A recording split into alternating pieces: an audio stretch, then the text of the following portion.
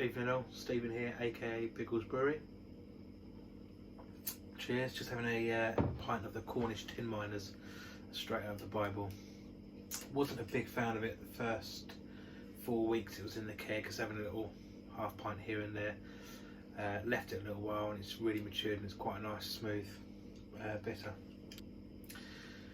Wasn't sure if I was going to post the footage for the brew day just had yesterday. It was a bit of a failure on quite a few accounts, but I'll run through that now, and I've decided just to go with it, and got to see the ups and the downs of brewing.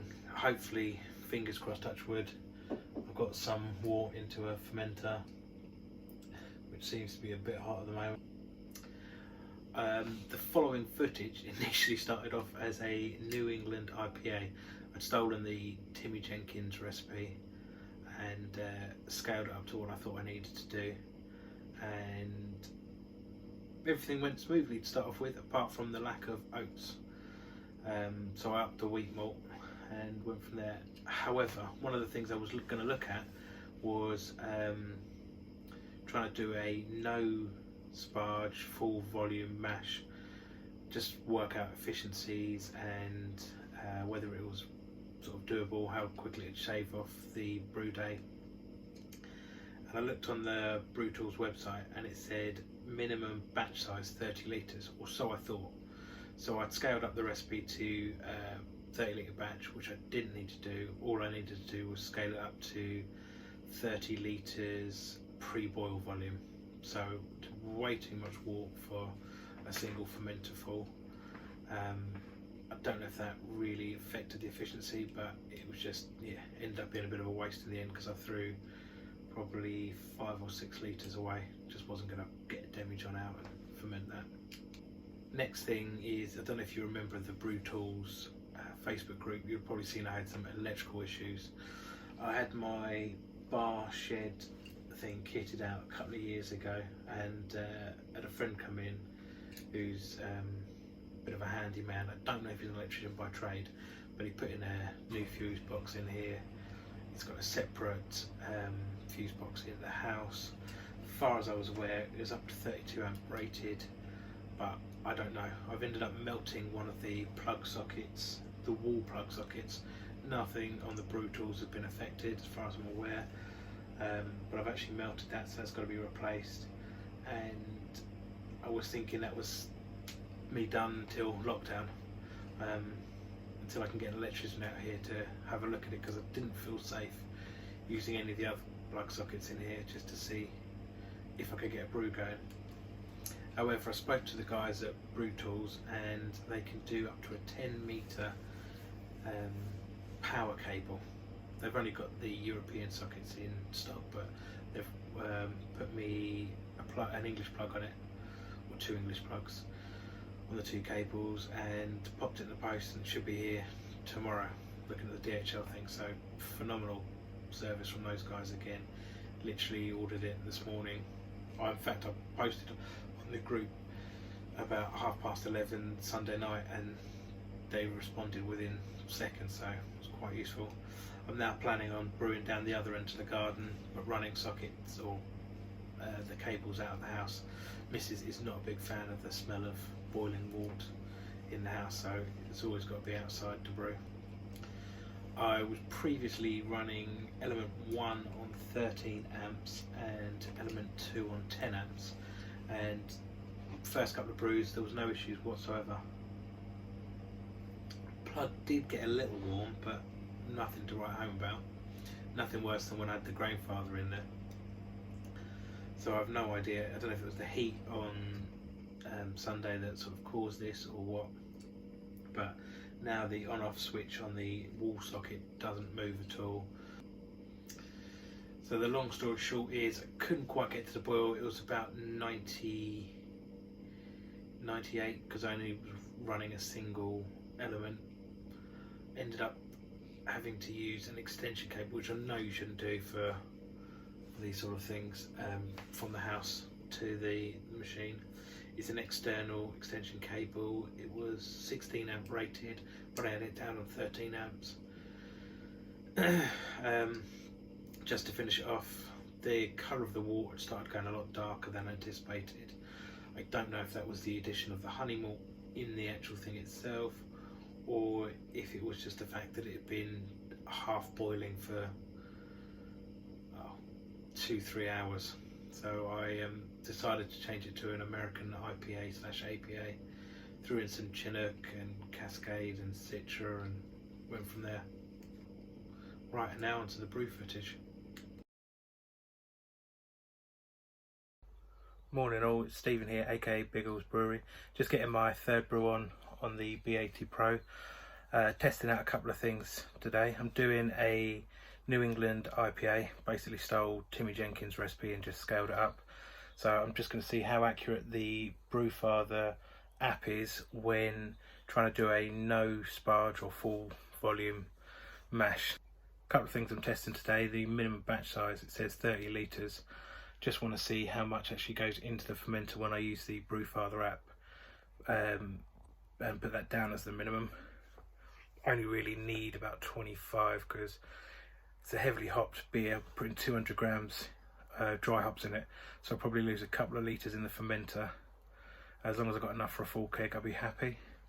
Hopefully I can try and get up my efficiency a bit today, but as it is going to be a full volume mash, don't know how much that's going to affect it, so would like to test that. Also be interesting to see how the Brewtools B80 handles 200 gram Whirlpool. Brewfather app says we need to put in 49 litres of strike water. Seems like quite a bit, but we'll see how that is.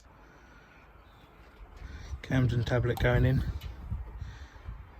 I am going to use this little COVID-19 period to hopefully study up on some water, and can't get a water report at the moment, but I'll get one of those as soon as we're out of lockdown and start to look at the water chemistry a lot more. Just mashed in with about 7.5 kilos of grain. As you can see, it's quite loose because there's 49 litres of water in there. See how this affects efficiency. Mash rest done. Now for 1 hour mash. Just going to quickly run through the recipe. Had to make a last minute adjustment as I didn't have anywhere near the amount of oats I was going to have. So I got 5.5 kg of Pilsner malt, 1 kg of maltodextrin going into the boil last 15 minutes, 1 kilo of pale wheat malt. It was supposed to be 800 grams, but I upped it because I got so little oats.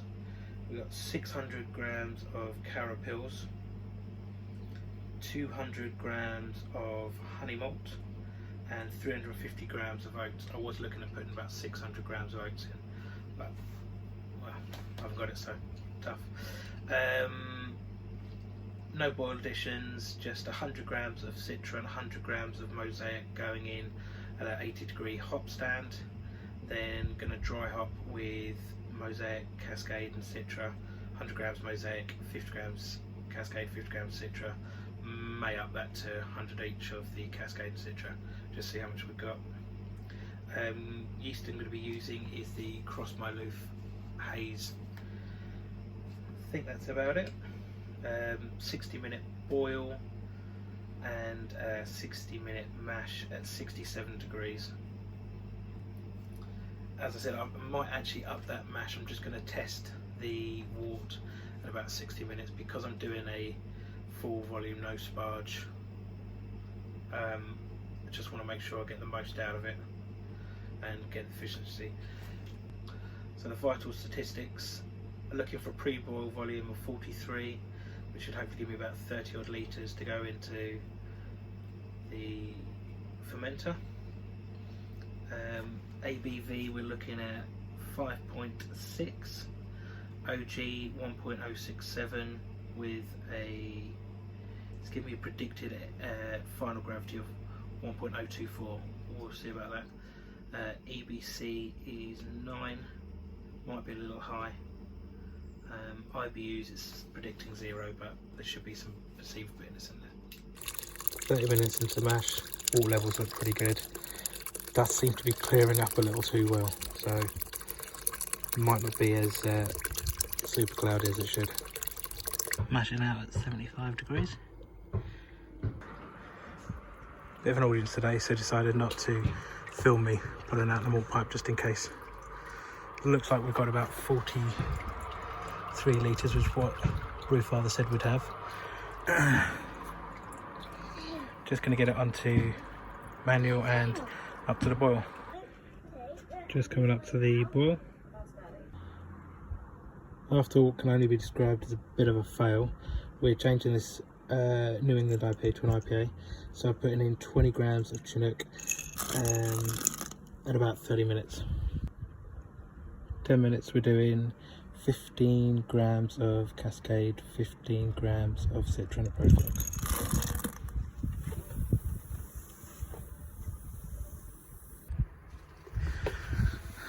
Right, we're going to flame out here. 25 grams of Citra, 25 grams of Cascade going in. I'm not even dropping it down to 80 degrees. After today, that'll do. On the plus side, pretty nice whirlpool.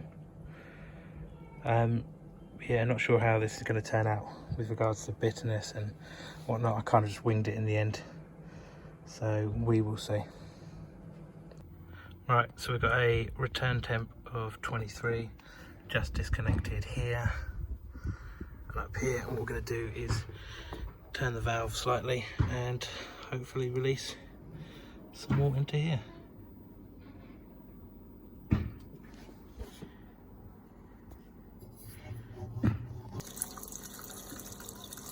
Right, we've got a nice even flow going through. As you can see, not quite the New England IPA that was initially planned. Nevertheless, it smells quite nice, so see how this one turns out. I think the IBUs are going to be too low for it to be an American IPA, so sort of be in between an IPA and an APA. I'm going to use the Cross My Loaf pear yeast in this. Had a little tip from Gary Hughes, I think it was. He sprinkles his yeast in midway, so I'm going to get that done now.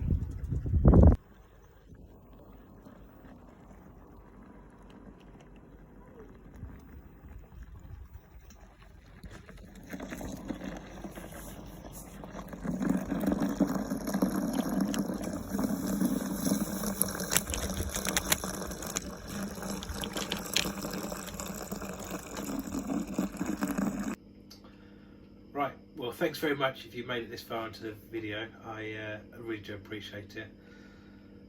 As I said earlier, I was unsure whether to post it, but most of us have had brew days from hell, and these things, you just got to learn from them and hope for the best. At least now I know that I definitely need to get a professional out here to re-inspect all of the electricity, maybe get a dedicated 32 amp separate line put in just for the brew tools. I've got a little bit of work to be done out here. They're building an extension outside the bar. The guy that's doing that hopefully can run a cable underground for me as well, and then get an electrician to put it in. As I said, fingers crossed, touch wood, there'll be another brew day in the not too distant future, but from a slightly different location. Right, thanks everyone. Cheers.